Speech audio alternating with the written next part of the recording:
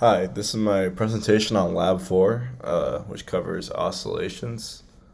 Um, Briefly, I would like to start out with some of the key principles that we'll be dealing with.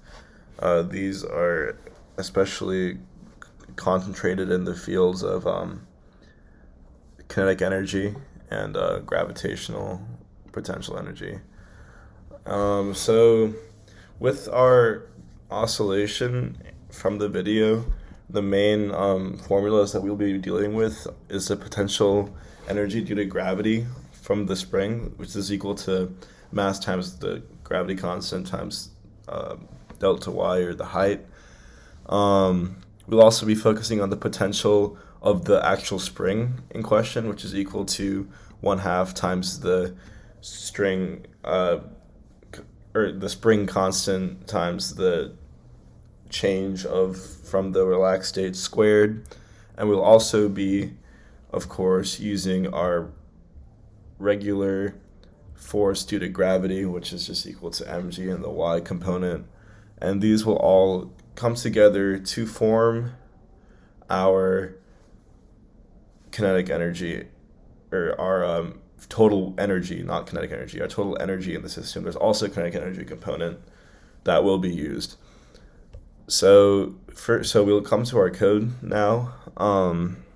We set our system mass from the pre-lecture video, the ball position. Our initial ball position for our for our model is based on the initial position from our data.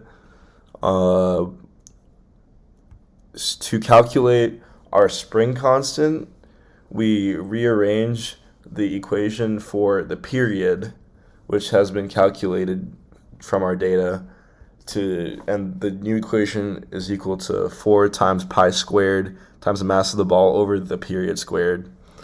That's to find the spring constant, and from the spring constant, we can find the relaxed length of the spring due to fundamental principles of Newton's law.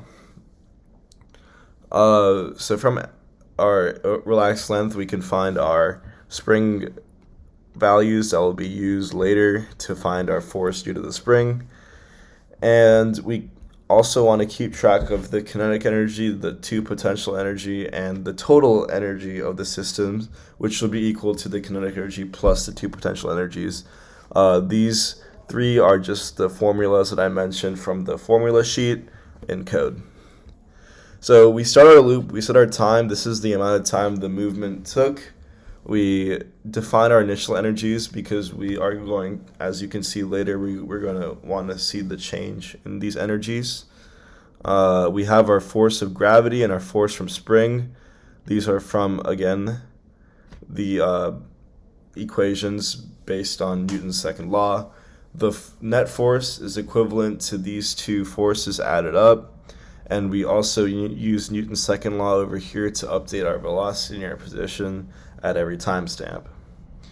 So to calculate our new kinetic and potential energies, we need to recalculate our kinetic, or our spring values, to plug into these equations.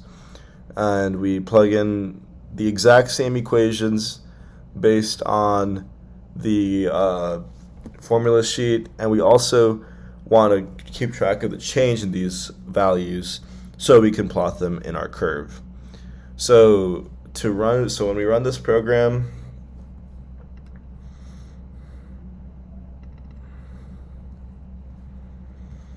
we get this graph. This simulation runs pretty slowly. I'm not exactly sure why my computer runs so slowly, but anyway, we get this graph, and it shows that our delta E is 0, which is the sum of all of these kinetic and potential energies, which means that we do obey the momentum, or the conservation of energy principle in our system.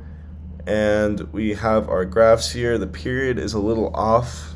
Not really sure why, but I guess that was probably due to messing up my tracker placement. And the difference between the periods of the x component and the y component is about 0.1, and this would have an effect on the calculation of our spring constant because the spring constant is based on the period of our spring, or sorry, of our oscillation. This could have been due to errors with the tracking placement or drag in the air, the oscillation. So, yeah, thank you.